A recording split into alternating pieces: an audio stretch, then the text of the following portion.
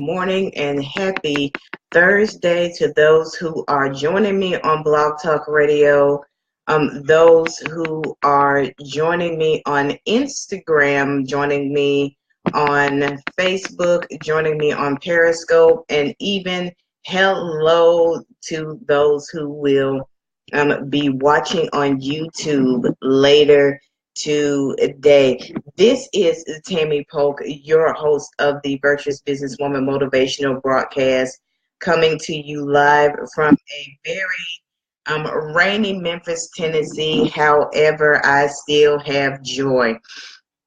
As you know, we have been working through the shade disguised portion of my book, The Personal Perspective Project, talking about 15 things that people say to you in your life, your ministry, and your business.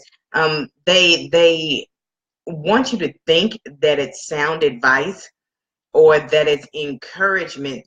However, there's a little shade behind it. Their motives aren't exactly kosher. And I know on our last show, I believe I ended by saying that there will be days in your life, your ministry, and your business where it's just you and God. Because life sometimes hits us so hard that all we can do is lean on and cling to Him and let everything else, as the old hymn says, become strangely dim, because He is the only one who can help us when life hits hard like that. So I am hopefully going to get these other ones done today. If I don't, make sure that you are following the Virtuous Businesswoman Motivational Broadcast on Facebook, because if I do not get through these, I will post the rest of them on that Facebook page. So let's dive right in. The next one that I want to talk about is when people look at you and they say, "Oh my gosh, you're just so busy now."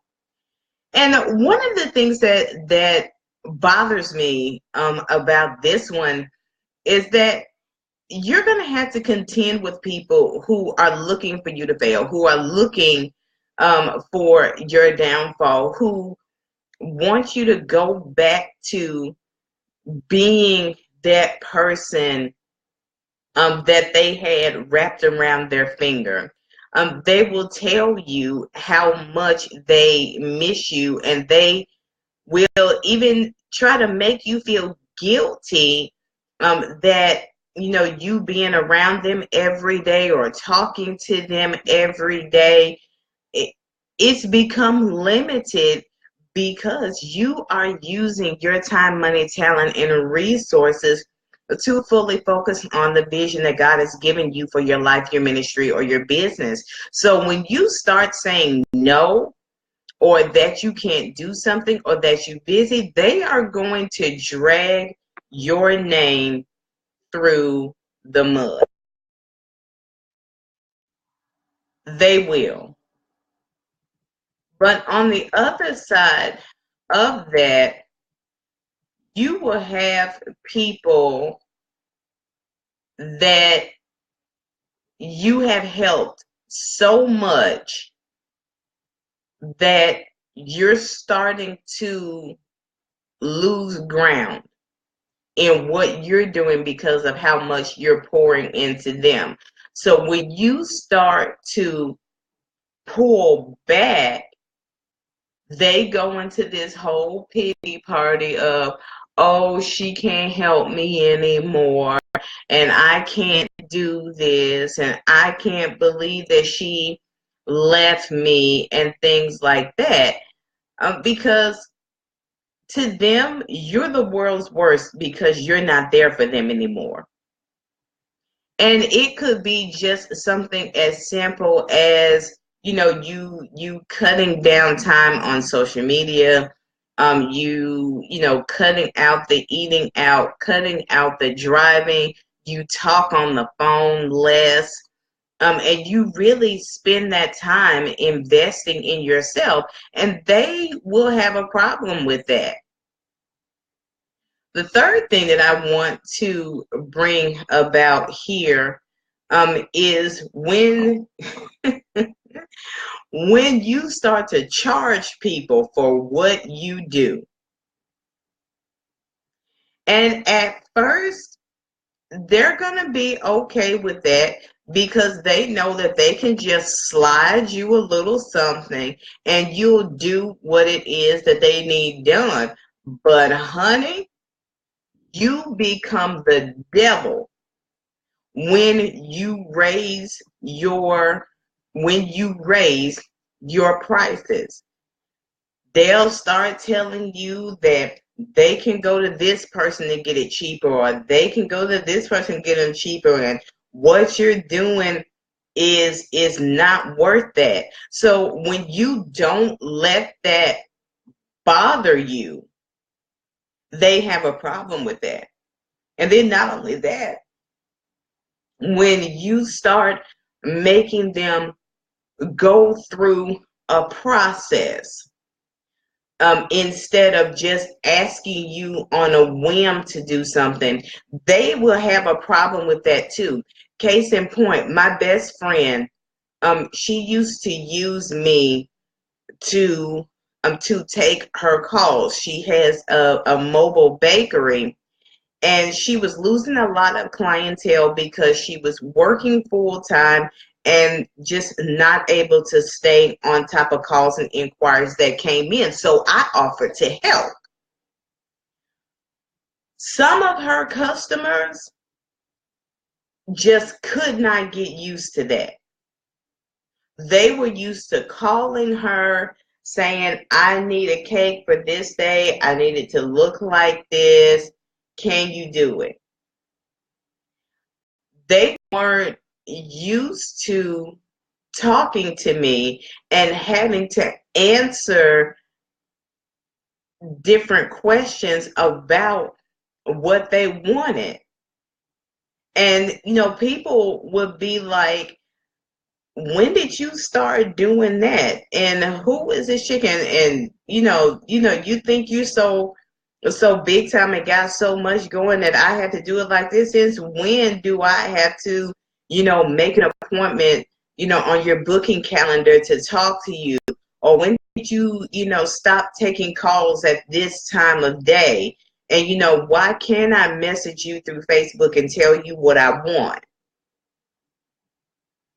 So they have a problem with you streamlining, your business or just life in general.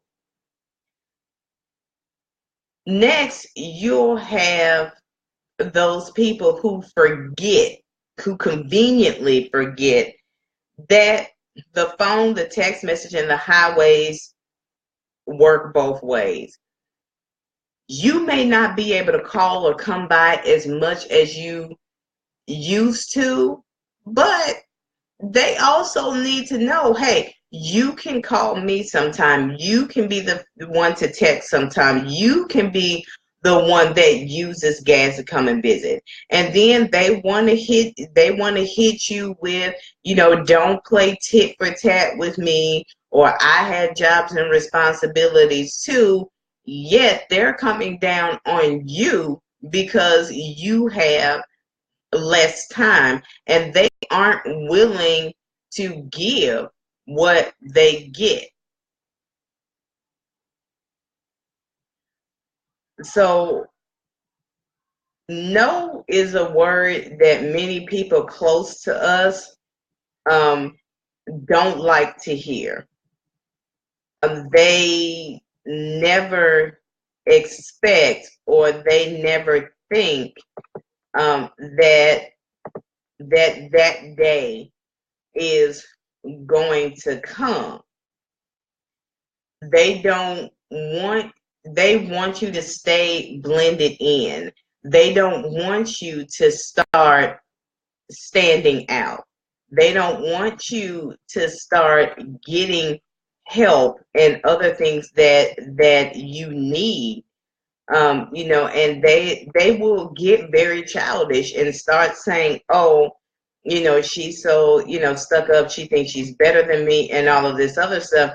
And that's not the thing. It's just that the vision that you have for your life, ministry, and your business means that you have to change some stuff. So the next one that I want to get into is this one. Yeah, you did good, and I'm proud of you, but no matter what it is that you do in your life, your ministry, and your business, you are always gonna have somebody that, no matter how awesome what you are doing is, they're looking for something that's gonna go wrong right from the beginning. And they like to call this playing devil's advocate. However, there's a difference between playing devil's advocate and throwing shade. There, you know, it's like they, as soon as you start doing something, they won't even let you celebrate long enough before they start coming at you with, you need to change this. Did you think about that? And these people are the hardest people to deal with, because if you don't listen to them right when they tell you, they will start belittling and degrading you to other people. And they will have other people thinking that, you know, you don't want to listen to them. But the thing about it is, they will only say this kind of stuff to other people who hold them in a high regard. You know, these are the people who, they're gonna go to other people who they know will listen to them at the drop of a hat and talk mess about you. And one of the things about it is, these people are going to stay away from your angels. I mean, if you remember, I talked about your angels. These are the people who will go through hell and high water to make sure that your vision for your life, business, and ministry happens.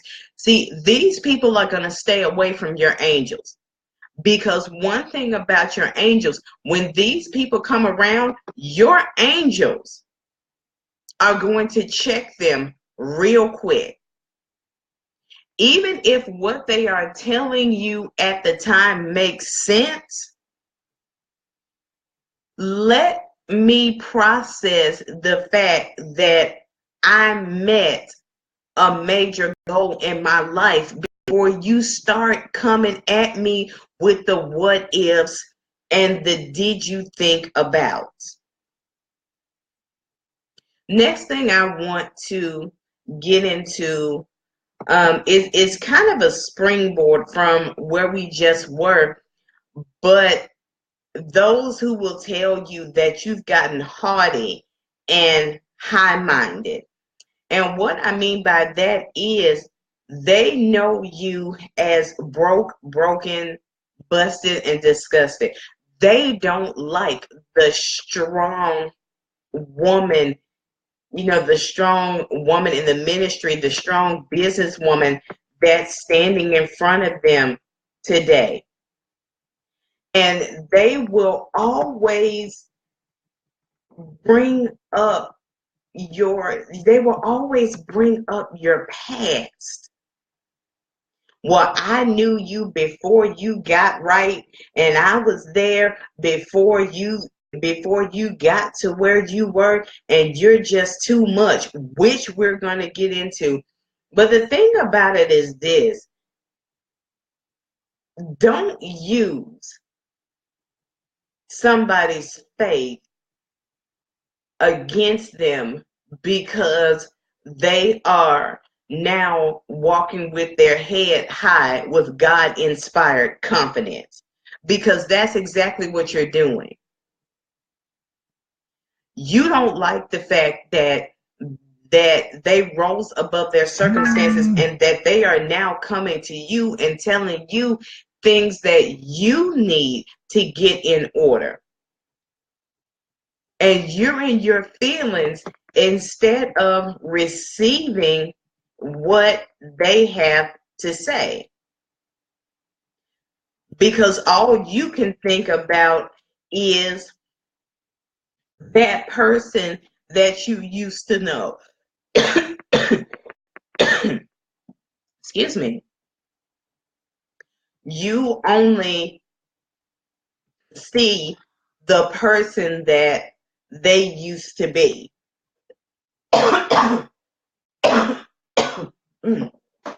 Sorry about that. Something has really gotten into my throat. And it will get to the point to where you don't want to be around them anymore because of how much they changed.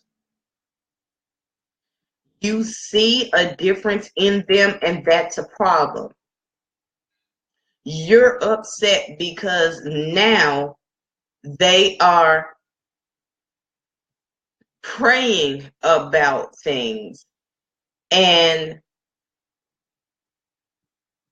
not choosing to sit around and wallow in what's going on and having a pity party and coming and sitting and talking to you and crying to you for hours on end anymore. And even if they do come to you and talk to you about what's going on, they are talking about how the Lord got them through it and how through his power and his strength working in them, they can keep going.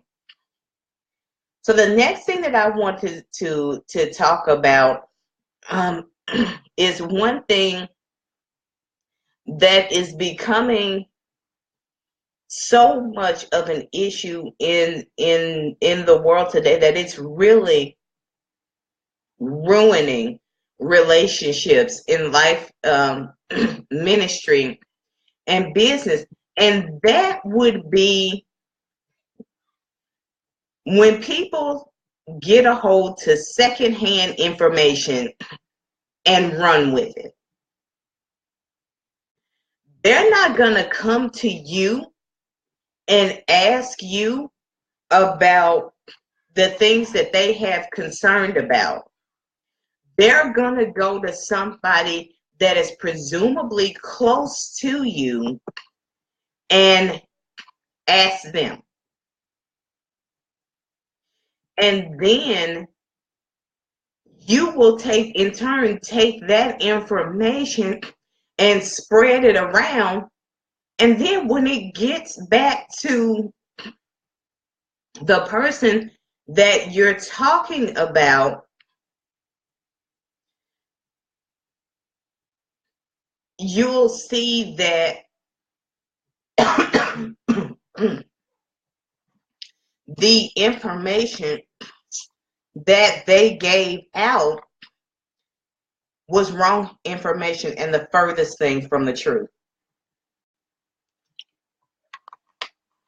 And then when you're sitting up there doing damage control and it comes back to you and you go to that person and they're like, oh my gosh, well, I thought they would know. Why didn't you just come to me for what is concerning me?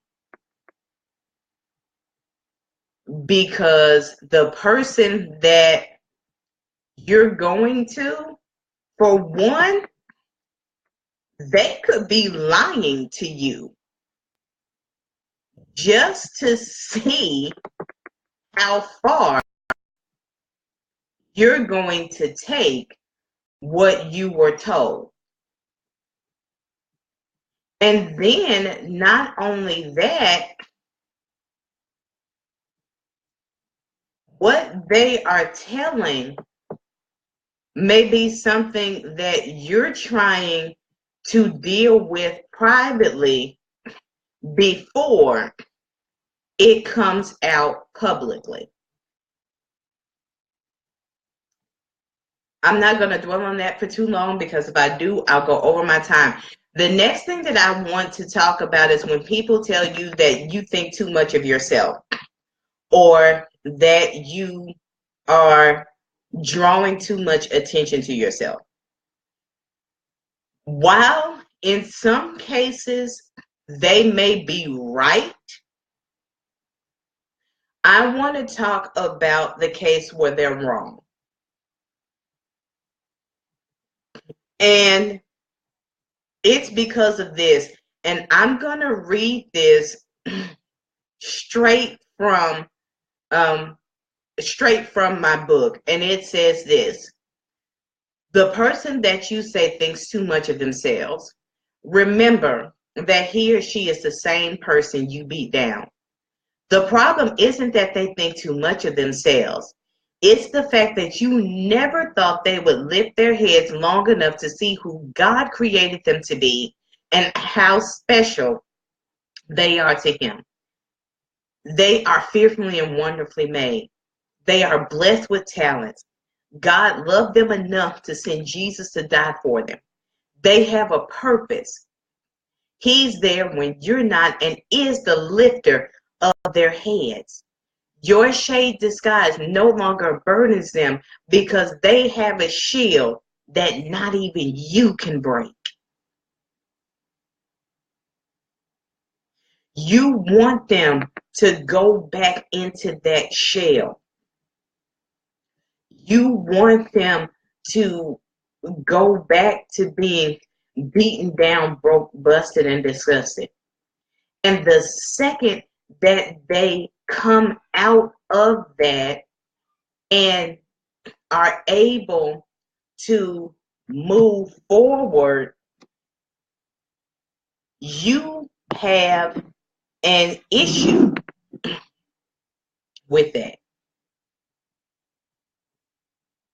And so you'll look for anything possible that you can say to discourage them and take them back to that place where you knew them to be. The next one that I want to get into as I start to close down is, I knew that would happen, or I told you so. They see that life dealt you a hand where you've had to cut back on some things, where you've had to scale back on some things. You may have had to sell the house that you were in. You may have had to sell the car that you were in. No, and things like that. I told you so is a killer. And people don't know when not to say it. Because one thing that they have to understand is that there can be things that are going on that they may not know about. And they're like, I told you you wouldn't be able to keep that up. I told you that you should have done it this way. And see, if you had listened to me, you wouldn't have been in that circumstance. And then when you let them know the business, when you let them know what is really going on and what really happened and why you had to do what you did, they don't know how to take that. And they're standing there dumbfounded and stammering, for a comeback when there isn't one. And then I'm gonna try to cram in these last few, because looking through my book, I am almost done. And then when you get help to turn things around, and you're celebrating that, and you're telling people, how God used an angel in your life to come through and help you, they get in their feelings because they're not the person who was able to do that for you. So they're going to hit you with, well, everybody ain't able. You could care less that they weren't able to help you. You are just thankful and grateful to Almighty God that somebody and something came through for you. And then not only that, when they talk about you to other people, they're not going to tell the whole story. And then when people see that there are holes in the story that they are told, and you get everybody together to address it, they're like, oh, I thought that I told y'all that. No, you opened your mouth and spoke something that you had no business talking about. And that's where I want to end. So please share with me if you've been through any of these. I would love to hear about it, and to hear about how you handled it. And even if you need just a little bit more expounding on, what I'm really talking about, please feel free to reach out to me. I would love to sit down and talk to you. So as I end, Kayla Paget, my dear, I love you, still praying for you in all that you are going through. I just pray God will continue to give you peace. Ewing Moving and Storage, thank you for everything that you do in sponsoring the network, and the other sponsors that are out there who help people like little old me to share their message with the world. God bless you. And as always, to Nicole Gates, the woman who lovingly bullied me into applying for the show in the first place, thank you always for your silent support and being there for me each and every time I need you. This has been the Virtuous Businesswoman Motivational Broadcast. And as always, until next time, God bless, Godspeed in all that you do, and keep charging. See you soon. My next show will be my 1-year anniversary, so you just might want to tune in.